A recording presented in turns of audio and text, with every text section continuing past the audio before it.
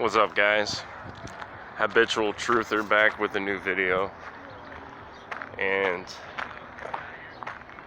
I want to talk about the coronavirus, but I also want to mention something, give all of you something to think about.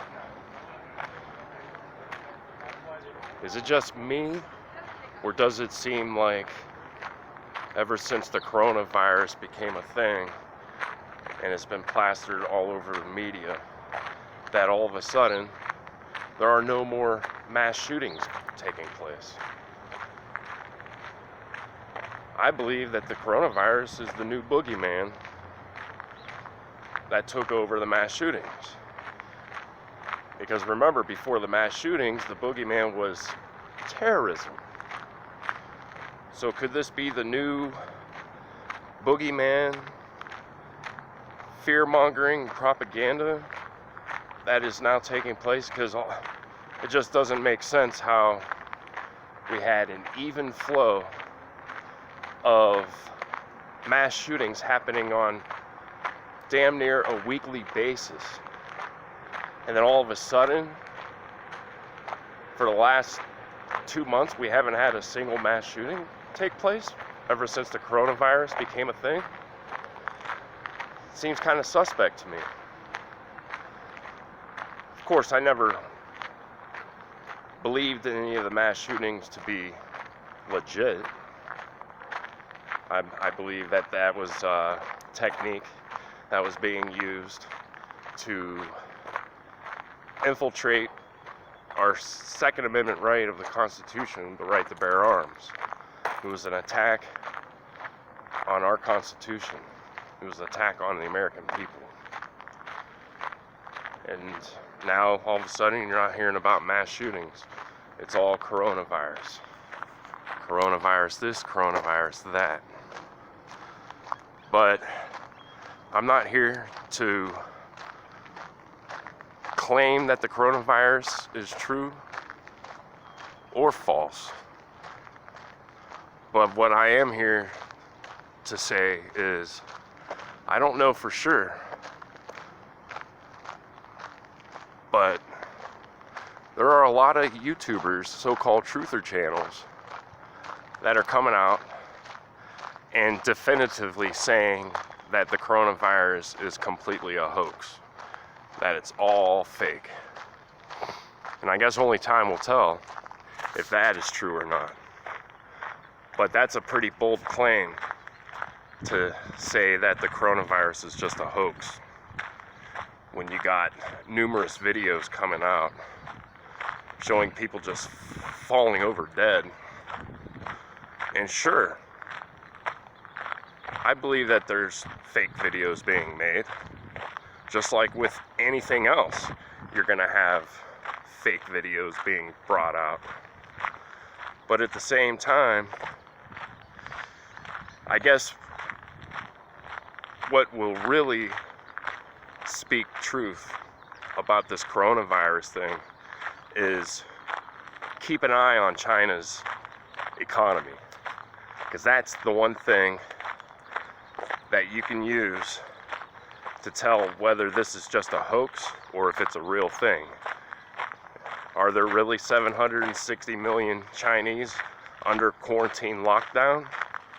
Because if there is, then that's definitely going to affect the Chinese economy, because they're not producing goods anymore.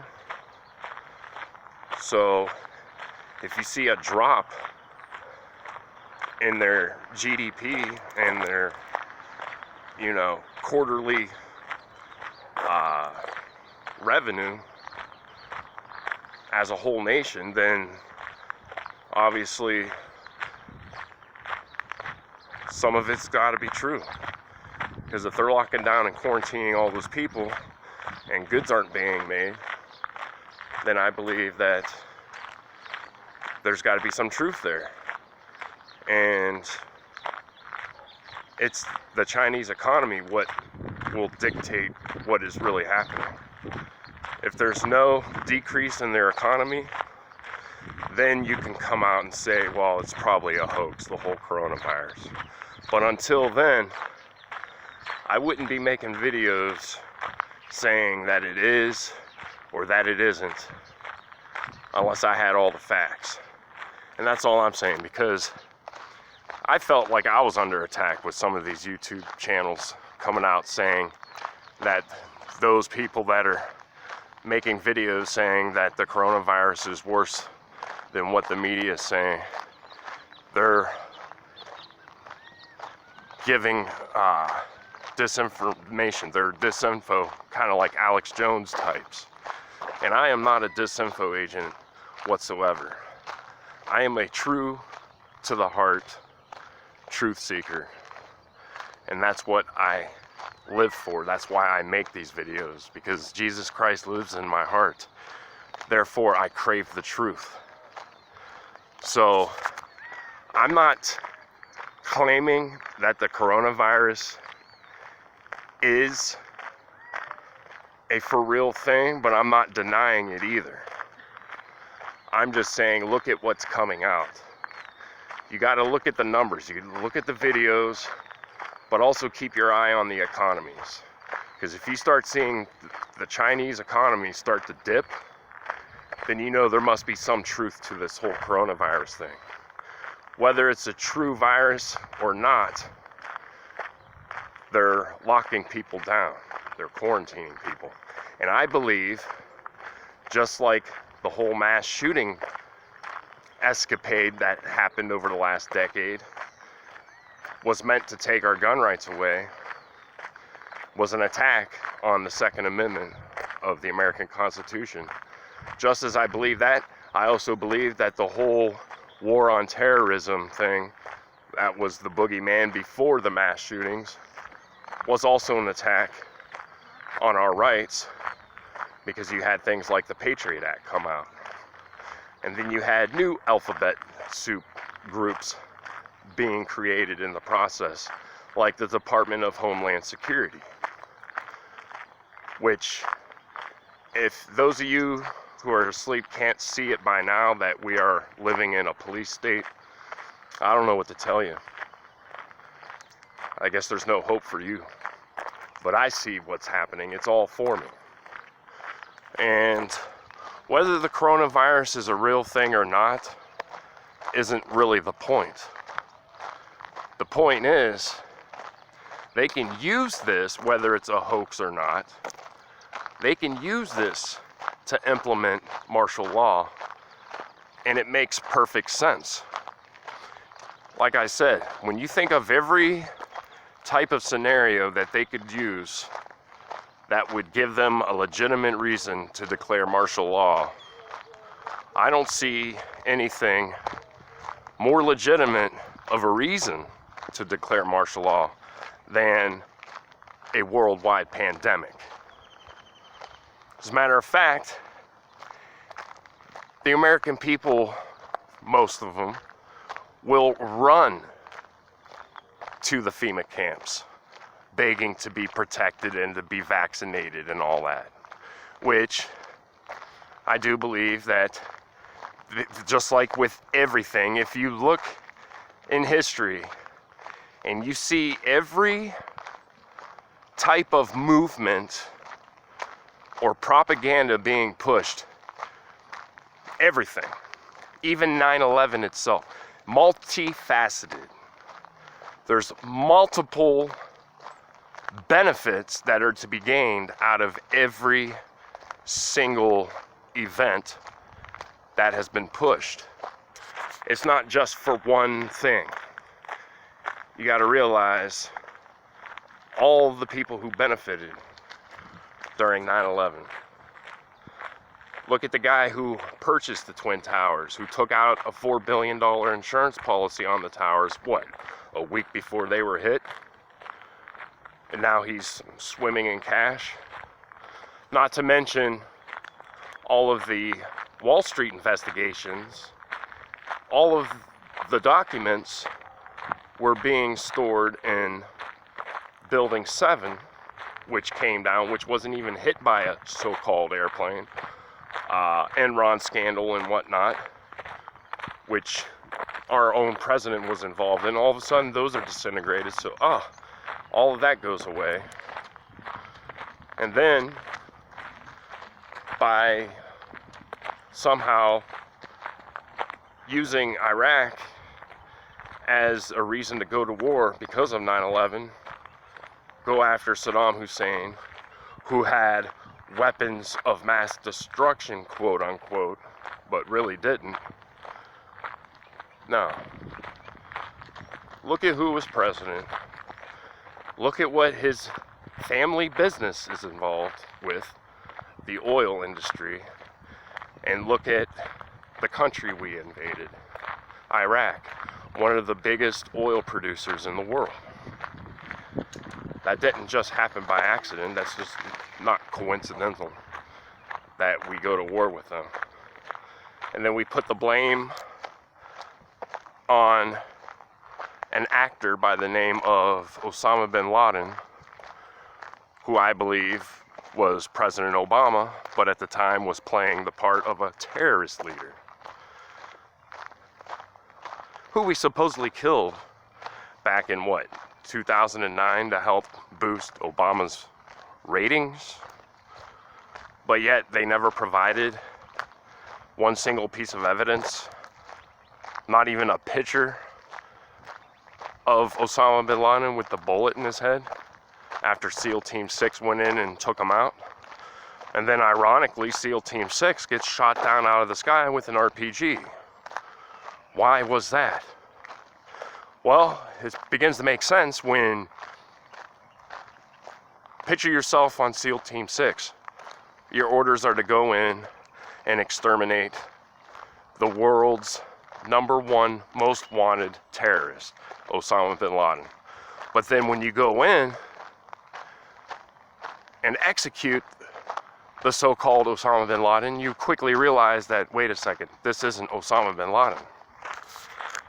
Now you could see why our government had a reason to take out SEAL Team 6, because they held the truth of that whole mission. And if the truth were to get out, there'd be a whole lot of sleeping sheep waking up. And they couldn't have that, which is why I believe SEAL Team 6 was taken out after that mission, because our government couldn't afford for the truth to come out that it wasn't even bin Laden that was shot and killed. And it's just one thing after another. I mean, just look at history. Does anything ever add up with their official story? I don't care if it's the assassination of JFK or if it's 9/11. Even Pearl Harbor doesn't even make sense. The world is a stage, just like Shakespeare said.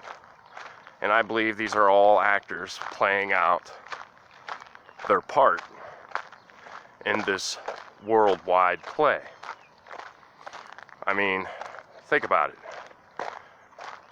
In World War II, what did they call that part of World War II when we invaded Iwo Jima Island? They called that the Pacific Theater, did they not? And the truth is in plain sight. It's in the name, Pacific Theater. It was a movie, like you would see at a movie theater. The Pacific Theater was all acted out. And everyone fell for it. Just like the 1969 moon landing, everyone fell for that. Which, that is the most ridiculous. I mean, if I was alive in 1969 and I seen the moon landing on TV, my first question would have been, who was already on the moon filming the lunar lander land on the moon?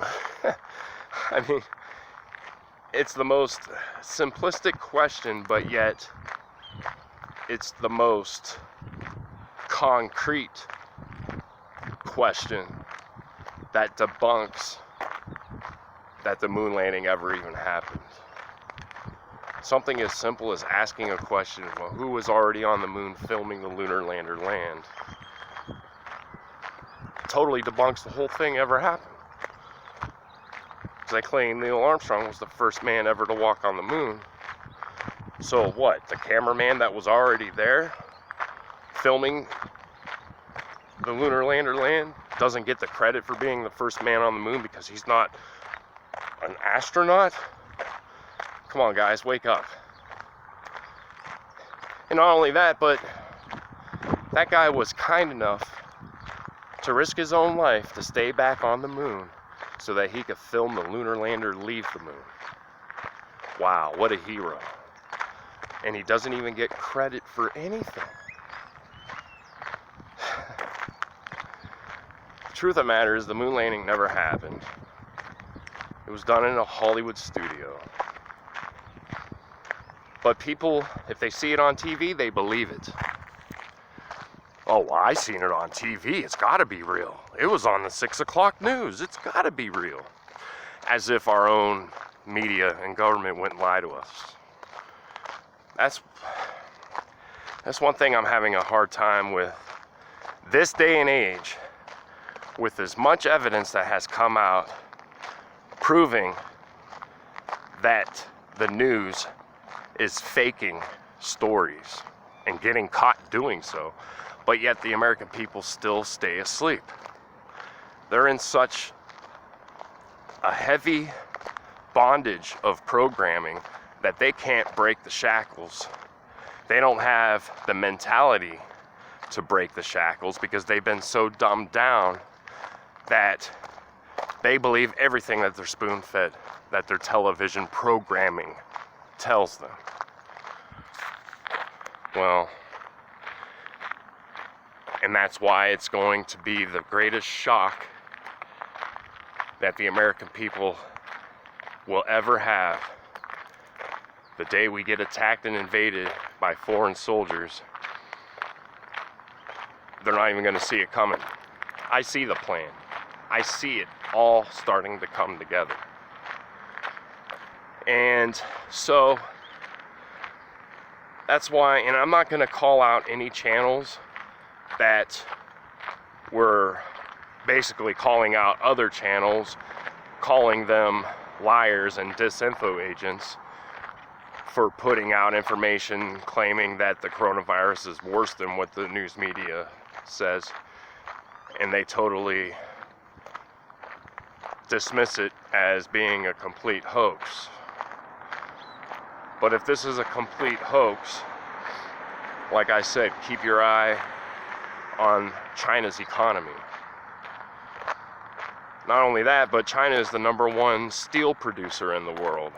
And there are a lot of countries that rely on China's steel that's imported into their countries to use for their own manufacturing.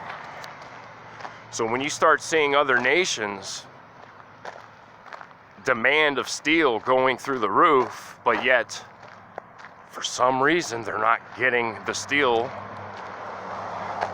imported into their nations from China, then it's time to take a good hard look at the whole situation with the coronavirus, because the proof is in the pudding. So if you see the Chinese economy dip and the world's economy starts to decline, then you can say without a shadow of a doubt, whether the coronavirus is a real thing or not, what's really happening is people are being quarantined and locked down. And you got to think, it's not about biowarfare. It's about implementing the New World Order, bringing it into fruition, because what better way to do it than to create a worldwide pandemic? Whether it's real or not, you can then start quarantining people and nations, and it would be a completely legitimate reason to do so. And who would argue against that? Nobody would, except for those who are awake. So I'm not claiming that the coronavirus is fact, but I'm not denying it either. I'm saying take a look at what's coming out on our alternative media and pay attention to the economy, because the economy of China will dictate whether this whole thing is really happening or not. So, and there was some other stuff I wanted to mention, but I can't remember off the top of my head. All I know is I am an analytical thinker. I don't just read something or see something and jump to it as, oh, that's fact. No. That's not how habitual truther operates. I operate in a fashion where I look at all angles, I look at both sides of the story, and then I come to my own conclusion upon doing the research. It's all about doing the research so that you can come to your own conclusion whether the story that's being propagated is true or not. It's all propaganda when it comes down to it. But that's the thing. Some of these truther channels are auto hoaxers, where if it's on the news, they completely dismiss it, which I can understand, considering that our media always lies to us. But here's one thing that they're not doing that I do. You have to look at what is being propagated in order to understand what will follow the propaganda. Why are they pushing a certain narrative is what you need to be looking at. Because every time they push a certain narrative, it's for a reason. And it's usually multifaceted reason, meaning they're benefiting in more ways than one. Just like with 9/11, for example. So there's always multiple reasons why propaganda gets pushed. And rather than just ignoring the propaganda and calling it a hoax and being done with it and calling it a day, what we need to be doing is we need to be studying the propaganda that they're pushing so that we can figure out why do they want everyone to believe a certain narrative that's being pushed, because there's always a reason for it. And that's what you really have to look at. So that's why I don't believe in auto hoaxing. I believe in, of course, not believing what the media is telling me, because it's always a lie, whether it's 99% lie with a kernel of truth or a whole bunch of truth with a kernel of lie. That will totally twist the whole entire idea of the propaganda that's being pushed. So we need to analyze the propaganda. We need to be studying why are they pushing this coronavirus. Whether they're downplaying it in the mainstream media or not isn't what we need to be looking at. What we need to be looking at is, what do they stand to benefit?